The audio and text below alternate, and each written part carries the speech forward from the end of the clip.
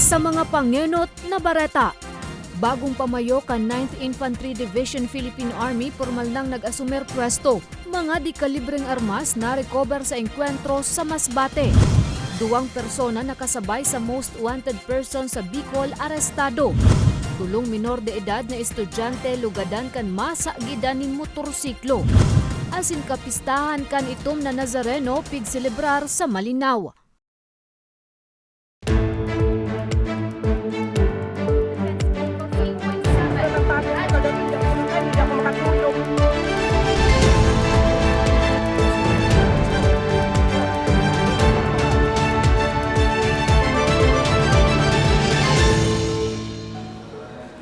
Maray na hapon, Martes, Enero 10, taong 2023. Kuninan mga baretang Tatak Bicol. Madadangugman ang mga baretang ini sa 88.7, Radyo Oragon Catanduanes sa 90.7, Radyo Oragon, Legazpi.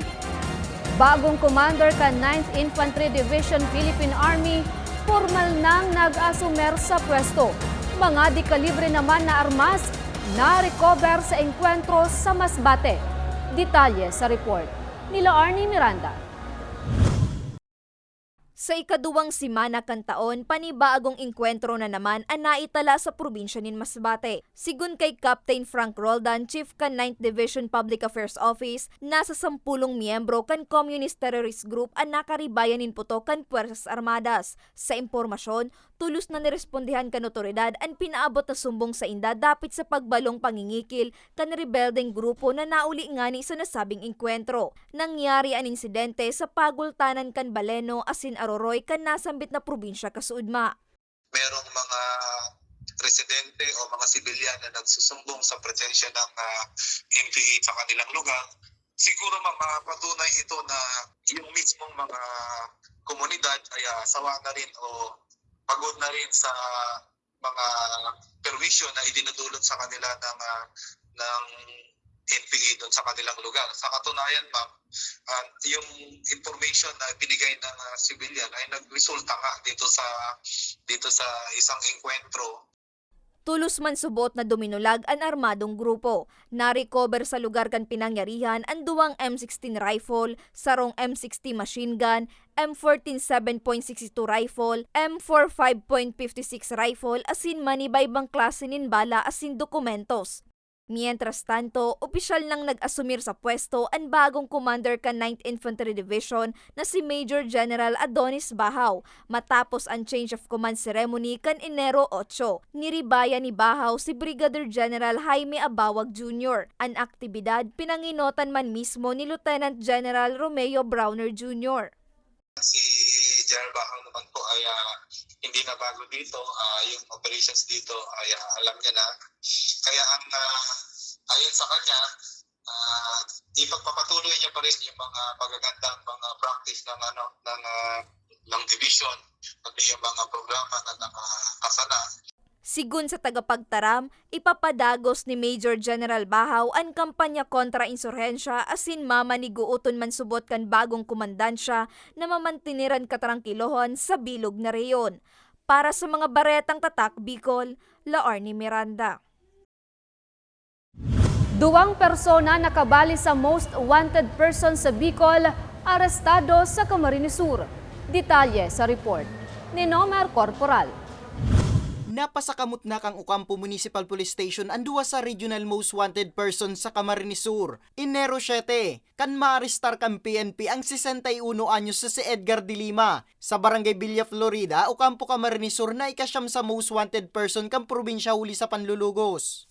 Upon validation po sa informant, so dumami po yun na naabutan kay bantong live-in partner niya po. Ang biktima pa yan, bali minor de edad po. So, pigsabi po na i-datos speaker ang puninda, base po duman sa iya. Pasado alas 3 ning hapon, kan suminunod na aldaw, matrayumpo man na naarestar ang 38 anyos si Marlon Pamares Igalban sa Barangay Hanawan, Ocampo, Camarines Sur na ikapito sa most wanted person kang parehong probinsya sa kaso man na panlulugos. Ipapabot niyo po sa mga kung sakasakaling iwa pa man mga nabiktima o mga kaniyo, Kung pwede po, magpasiring na lang din sa Ocampo Municipal Police Station para matawan po ng maray na advice po, and kung sakasakali pong may nagibuan sila, di makasuhan ka po. Sa presente, nasa kustudiya na kang Ocampo MPS ang duwang sospek. Nga ni kampaw ng isa indang kaso na daing rekomendadong piyansa. Para sa mga baretang tatak Bicol, Nomer Corporal. Kakulangan sa supply nin dugo na notaran kan Bicol Regional Blood Center. Detalye sa istorya nila Arnie Miranda. Sa kada taon, 2 beses kun magdonar nin dugo si Marlon. Saro siya sa regular blood donors kan Bicol Regional Blood Center. Kasuod ma, ani ka 19 bes niyang pagdonar nin dugo asin primerong bes ngunya na taon. Gikan pang bulan Sorsogon si Marlon. Minatuyo ng gad siyang Ligaspi nga ni sana makapagdonar nin dugo. Apwera kaya sa nakakatabang siya sa mga pasyenteng kaipuan magpasairarom sa blood transfusion, nagtutubod siyang may binipisyo man ini sa iyang salud. Sa experience ko, yun ang parang ko para makadanon sa kapwa. Sa paraan na yun, yun lang ako nakakatulong ba. Hindi nga lang sabi pang financial, kundi ito lang yung talaga yung kakayahan. Si Brian kan ginubatan albay, regular man na blood donor kan DOH. Kasuod ma, presente man siya sa blood bank nga ni magdonar kan sa iyang dugo. Nakatulong kasi sa mga nangailangan, plus nalilinisin pa yung dugo mo. So, nababaguhan siya. Kaya maganda kasi mag-donate. Alagad sa ibong kan pagkakaigwa kan nasambit na ahensya, nin regular blood donor siring ninda Brian asin Marlon, idugang pan sa indang pinagigibong mobile blood donation activities, aminado ang DOH na kritikal ngunyan ang blood supply sa reyon. So sa ngunyan po no, ang satuyang status kang satong blood supply ay nasa critically low, no? Ibig sabihin po ng critically low na blood supply ay nasa less than 50 blood units po yung ating available na blood. Whole blood and pack RBC. Ining bulan na ini no, tigaapod ming linmonth, diit po ang satuyang mga mobile blood donations, diit yung mga donate ng dugo. Kaya actually kami ma'am nangangapodan po no sa mga organisasyon, sa mga local government units, sa mga partners mi na po no na magpuuna po kita kan sa tuya mga mobile blood donation. Sigun kay Beho, dai naabuton sa 50 blood bags anyaon sa indang opisina. Kulang na kulang sa 70 sundo sanggatos na blood bags na kaipuan ninda kada aldaw. Digdi po sa blood center ma'am, 4 na probinsya ang samuyan tigsusuplayan. Albay, Sorsogon, Catanduanes, asin Masbate. Gabos na hospital po dyan, mga blood service facilities, no? Tigsusuplayan mi pong dugo. So kung iisipin po ma'am, no, sa 4 na probinsyang iyan, dapat igwa din kaming dakol na supply kang dugo. Mugaring po ngunya na nagpoon na January, since po ditan sa tuya mga mobile, wala pa actually, ngunya na first week, wala pa pong mga mobile blood donation. Katakod kay ni, pig-in kaminar ni Beho ang gabos na blood service facilities, organizations, local government units na kung posible, tabangan sinda sa pagkundusirin mobile blood donation nga ni masimbagan na ang kakulangan sa blood supply sa reyon. Igwa kaming mobile blood donation sa Metro Health Hospital sa Sorsogon. Igwa din po sa Daraga Doctors Hospital. So sa mga willing mag-donate or available po mag-donate, pwede po kamo magdigdi sa duwang hospital na ini ngunya na maabot na Sabado para po no makatabang kita na sa mga pasyenteng nangangaipong dugo. Igwa din pong mobile blood donation sa Piudoran sa January 17. Sa mga maawot na magdonar ni dugo, pwede sir na mag-walk-in sa blood bank na makukuha sa laog kan Bicol Regional Hospital and Medical Center. Pun alas 8 nin aga, sundo alas 2 nin hapon, Lunes sundo Biyernes. Para sa mga baretang tatak Bicol, Arnie Miranda. Tulong minor de edad na estudyante lugadan kan masagidan nin motorsiklo. Asin kapistahan kan itom na Nazareno pigselebrar sa Malinaw. Yan asin iba pang bareta sa samuyang pagbabalik. Tucked away in the province of Albay, known for its perfectly shaped Mayon volcano, Misibis Bay Resort, a locally owned 5-hectare private island resort. the resort is ready for all those looking to balance tranquility and adventure. This tropical destination is where guests can either choose to relax under the palm trees or have an adventure under the sun. It features modern and luxurious rooms and villas, recreational facilities, and sophisticated services.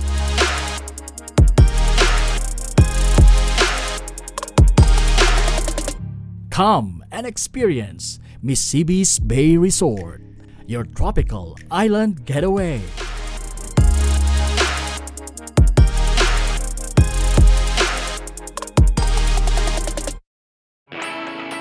Naghahanap ka ba ng trabaho? Marunong ka bang mag-shoot ng video? Mag-edit? Magaling ka ba sa social media?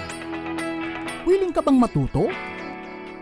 Graduate ng journalism o may alam na sa media? Apply na dahil naghahanap kami ng videographers para sa Camarines Norte, Sorsogon, Camarines Sur, Catanduanes at Masbate. Ipadala ang inyong resume sa actioncallcenter@gmail.com at maging pinakabagong miyembro ng aming team. Tara na! Apply na!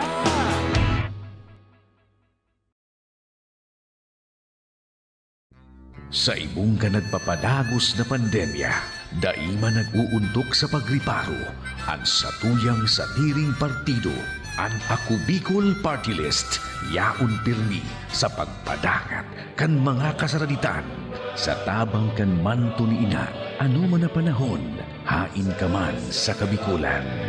Viva la Virgen! Viva Nuestra Señora de Peña Francia!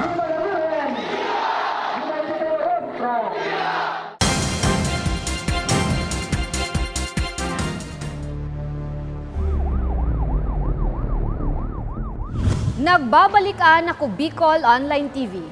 Tulong minor de edad na estudyante lugadan kan masaagidanin motorsiklo sa Pulangi, Albay. Detalye sa report ni Mariel Lorenzana. Rungas sa maniba-ibang parte kan sa indang hawak ang sinapo kan 9, 13 asin 16 anyos na mga estudyante matapos na masaabitanin motorsiklo sa diversion road kan Barangay Ubaliw, Pulangi, Albay mag-aalas 7 nin aga kasuudma. Sa impormasyon, nagpurbar na magbalyo sa ibong natinampo ang tulong biktima asin pasiring nakuta sa saindang eskwelahan. Alagad, dainan dasiparan ang papaabot na motorsiklo ni Jason kanina kan Pilica Camarines Sur na pasiring kuta sa syudad ng Legazpi. So nagkataon din po na yung isang motorcycle, nag-overtake siya pero nasa tama po siyang pag-overtake. Talagang aksidente na nasagi niya po itong isa. Kaso magkakasama kasi nagkapayong po sinda. So sabay pre naman po yung motorcycle. Tulos man ang nirespondihan kan otoridad ang insidente asin dinaraan mga biktima sa ospital. Accident-prone area man ang lugar asin mayong pedestrian lane. Nakausap ko po yung driver ng motor. Inano niya naman lahat. Sabi niya, sir, kahit ganon, sinagot niya naman lahat ng medical expenses kasi naniniwala naman tong magulang ng mga bata na hindi man talaga sinasadya. So dahil natumba, so kung ano man request ng doktor na for x-ray, for CT scan, sinunod naman ng driver ng motorcycle. Sigun sa Epatura, inina ni kapitong aksidente sa tinampo na naitala nindangon niya na bulan. Para sa mga baretang tatak, Bicol, Maria Lorenzana. Pagbabaha sa sarong pampublikong eskwelahan sa syudad nin Legazpi, pig-aagrangay na kan mga magurang asin kan mga paratukdo. Pigbabantayan naman na LPA kan Pag-asa, nakalaog na sa par. Detalye sa report ni Nomer Corporal. Sibut ang personalized kang DPWH 2nd District ang Albay sa paghalik ang mga nakabarang basura sa mga kanal sa palibot kang Rawis Elementary School sa Rawis, Legazpi City. Huli kaya kan surunod-sunod na paguran, pigbabaan ng nasabing eskwelahan. Katunayan, 24 classrooms digdi ang apektado. Sigun sa pamayukang eskwelahan, haloy na ninday ning pigpo problema. Kaya kung makusugda ang paguran, pigsususpender na ninda ang klase. Naabot po sa lampas tuhod po ang tubig baha kapag grabe po ang uran. So pag grabe ang uran talagang naglalaog po ang tubig na alis sa laing kanal na Ang tarong po talagang mabata ang tarong. And medyo delikado po talaga yan, sir, sa muyang mga estudyante and sa muyang school personnel. Kasi so need na pong i-elevate ang mga flooring sa mga classroom, and then need na din new construction, new school building. Inuch kami po, sir, alumin na po yan na panahon na pigahagad. Ang mga paguran, padagos pang mamamatean sa bilog na kabikolan ngunya na simana. Sigun sa Pag-asa, epekto pa ini kang pigbabantayan nindang low pressure area na dagos ng nakalaog sa Philippine Area of Responsibility. Alas 3 kasubong maagahon. Ini yung southern part ng Bicol, ining Masbate, Albay, Sorsogon, magkakaigwa kita nin mga pag-uran na dulot ka na yung low pressure area. Cloudy kita, mapanganuro na sa itong kalangitan. Din may mga scattered rain showers and thunderstorms. Din yung rest of Bicol, yung Cam Norte sa Cam Sur, northeast monsoon man ang nakaka-apekto ini yung Duro sa Amihan na kung saan padagos man magtataon nin mga pag-uuran. Hanggang kailan ini sir? Dugang pa kang Pag-asa, hibaba man ang tsansa kaining mabilog na bagyo. Alagad pinag-iingat manggiraray ang publiko sa epekto kang mga paguran. As of 3 a.m., kinakalkula na iniyo na sa distansyang 705 kilometers east of Davao City. May nakabandera man na gale warning, kaya piga-abisuan ng mga lunadang pandagat na ibitara ng una ang paglawod. Ulit delikado pang maray ang makukusog na ukol. Para sa mga baretang tatak Bicol, Nomer Corporal. Kapistahan kan itom na Nazareno pigselebrar sa Malinaw. Traslasyon, prosesyon, ginibo. Detalye sa istorya ni Mariel Lorenzana.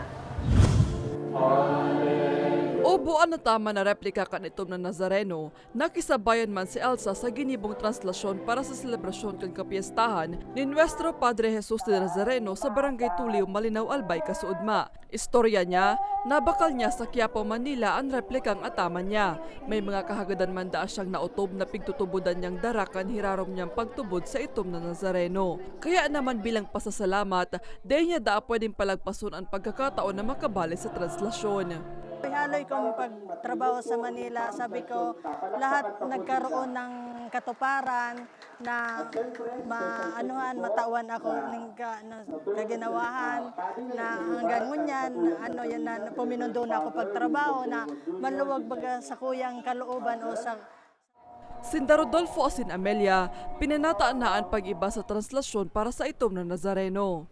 Nagma po ako sa Aruganda, kumisan po ang mga tao, nag-aagad baga sa iba, nag-aagad kitawad. Pero sa pag-aagad kitawad, siyempre sa Diyos kita mag-aagad, nag-aagad sinda. Ngayon mariray ngayon sunamatihan ko. Sorry Lord, kaya po talagang pipag-attend mo ako ngunya na masabat ka. Kaya po, nakulaon po ang pasalamat ko na naka-attend ako ngunyan. Ang punong barangay na si Jose Tuts Dazigan, ugma sa mainit na pag-ako kan publiko sa inihanda manindang aktibidad para sa nasabing kapiestahan. Dakulang na salamat po sa mga aros sa muya, mga deboto sa Poong Nazareno na ini po nakakatabang po sa mga pamilya, lalo na may mga problema po ang sa muya mga pamilya. Siya po milagroso po ang Poong Nazareno po. Antes ang translasyon, nagkaigwa mo unanin banal na misa sa St. Peter and Paul Chapel sa nasabing banwaan. Sa buhay tangon yan, we are now living in a modern life, digital life. So kaipuhan ta po ang presensya kang mahal na Diyos sa paagi man ni Black Nazarene. So sa sadiri ko po, nagkaigwa man akong debosyon sa iya bilang deboto niya. And then nakadakulang tabang man po, madam, sa kuya and then sa pamilya mi. Pagkatapos kan banal na misa, pigprosesyon man ang poon kan ito na Nazareno sa Barangay Pawa, pasiring sa Saints Joaquim and Ann Parish Church. Nagkaigwa man in misa sa Kapitolyo antes na ibalik sa Barangay Tuliw ang imayan kan ito na Nazareno. Para sa mga baretang tatak, Bicol, Mariel Lorenzano. Asinyanan katiripunan kan mga baretang tatak Bicol. Ako si Jen Nunez. Salamat!